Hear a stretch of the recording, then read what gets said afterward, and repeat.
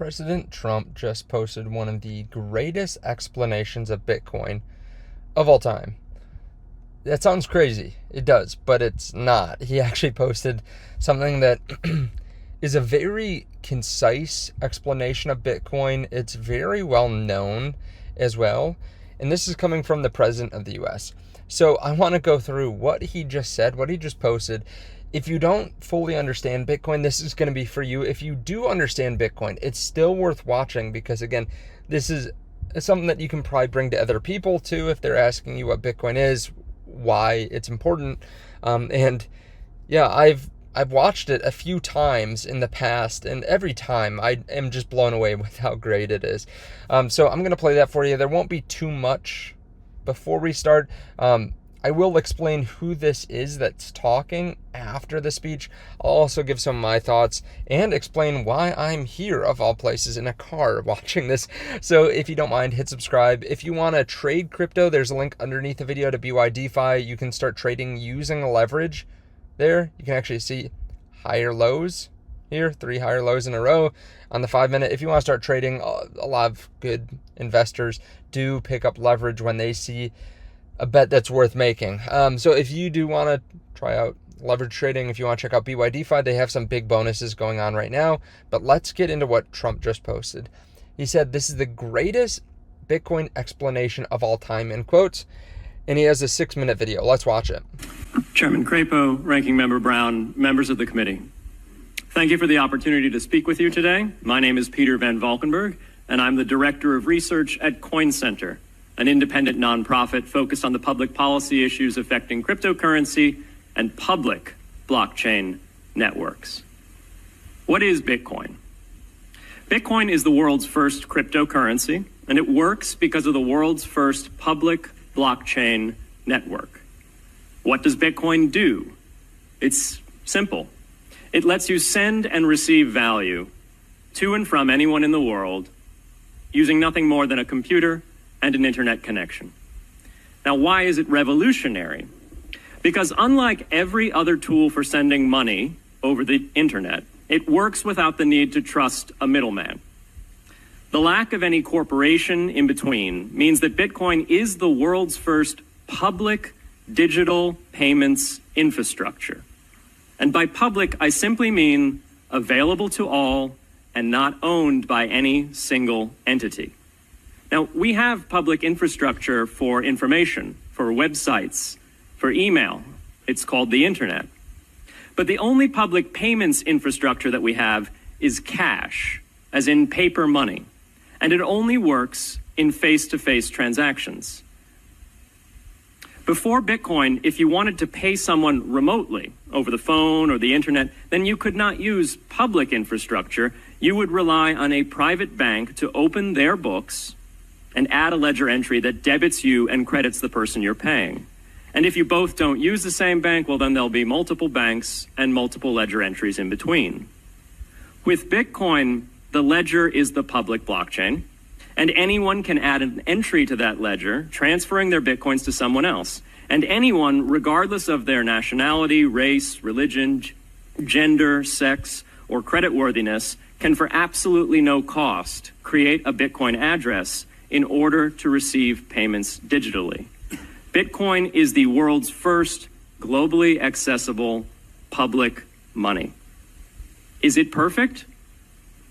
No. Neither was email when it was invented in 1972. Bitcoin's not the best money on every margin. It's not yet accepted everywhere. It's not used often to quote prices, and it's not always a stable store of value. But it is working, and the mere fact that it works without trusted intermediaries is amazing. It's a computer science breakthrough, and it will be as significant for freedom, prosperity, and human flourishing as the birth of the internet. And Bitcoin is just the beginning. If we can replace private payments infrastructure, then we can replace other private choke points to human interaction as well. Now, why should we want to build more public infrastructure? Why should we embrace blockchains over corporate intermediaries? Why should we tolerate their inefficiencies and work to make them better? Why should we want the pioneers of this technology here in the United States and not fleeing overseas. A simple reason: because the corporate intermediaries providing today's critical but privately owned infrastructure are becoming fewer, larger, and more powerful, and their failures are increasingly grave. So roughly half of all Americans, 143 million people, had their Social Security numbers exposed to hackers because of a breach at Equifax. The SWIFT network has relayed hundreds of millions of dollars in fraudulent transactions because of hacked member banks in Bangladesh, Vietnam, Ecuador, and Russia. The FBI suspects now that the largest of these hacks was perpetrated by North Korea. Corrupt, low-level employees at an Indian bank, Punjab National, were able to fraudulently certify SWIFT messages stealing $1.8 billion. It's the largest electronic bank robbery in history. In fact, it's the largest bank robbery in history. In October 2016, an estimated 1.2 million internet-connected devices were hacked and turned into a botnet that for several hours made prominent websites unavailable across Europe and North America, including CNN and Fox News, the New York Times, and the Wall Street Journal. This is not from today. This is not from a month ago. This is not from a year ago. This is not from 5 years ago. This is from 2018.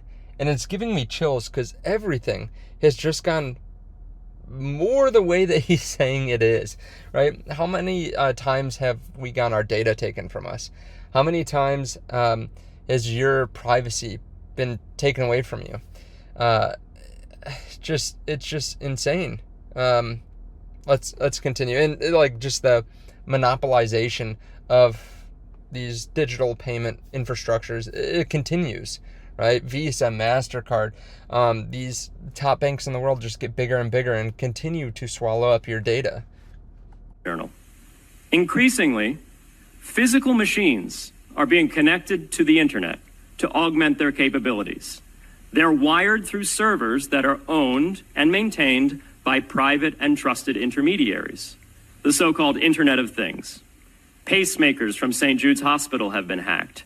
Baby monitors from TrendNet have been hacked. Cars. And Jeeps from Jeep have been hacked to the point where they can be remotely commandeered and driven off the road.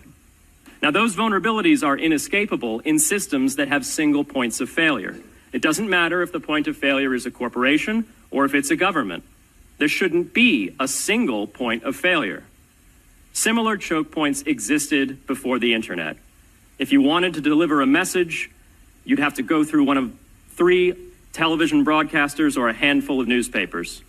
Private corporations are essential, but no critical infrastructure should rely on 1 or 2.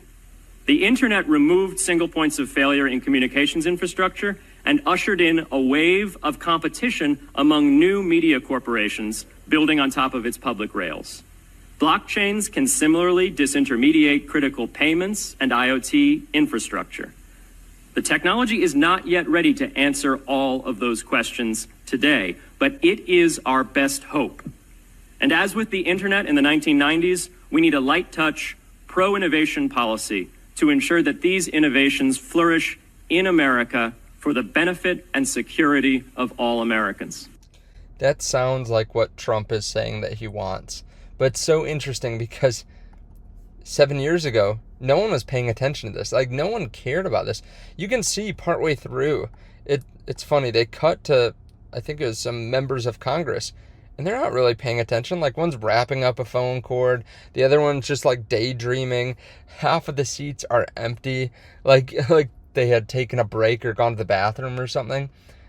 And you can tell that the Biden administration did not try to foster this American innovation. They just said, like, no, just no, whatever you want to do. We'll say we want to work with you on it. You can come in, the SEC will say, come in, we'll help you with whatever questions you have.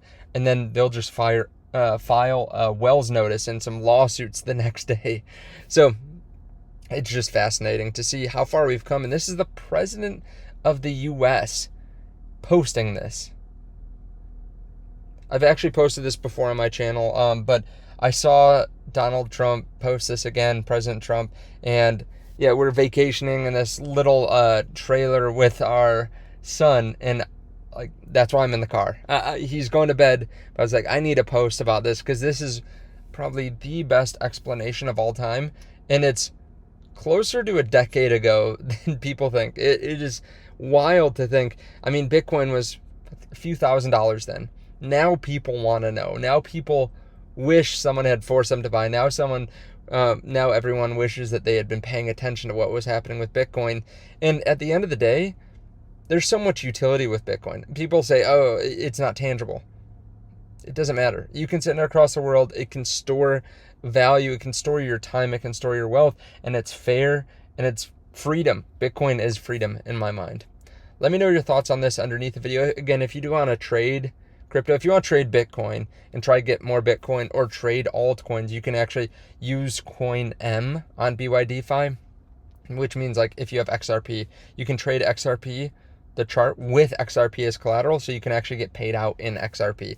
They do this for a handful of different cryptos, and they have some deposit bonuses and free Bitcoin now too when you trade for like another 5 or 6 days. Depending on how much you trade, you get more Bitcoin. So check that out. There's also some other links down there like BTCC and BTCC and WEEX. So check those out. Thank you so much. I appreciate it. Let me know your thoughts on this. If you do want to join the Telegram too, I should mention this. I post videos like this there early, and it's completely free. It's a second and third link down. Check it out. It's, like I said, it's free. I just like somewhere else I can post these types of videos. Thank you so much. See you in the next one.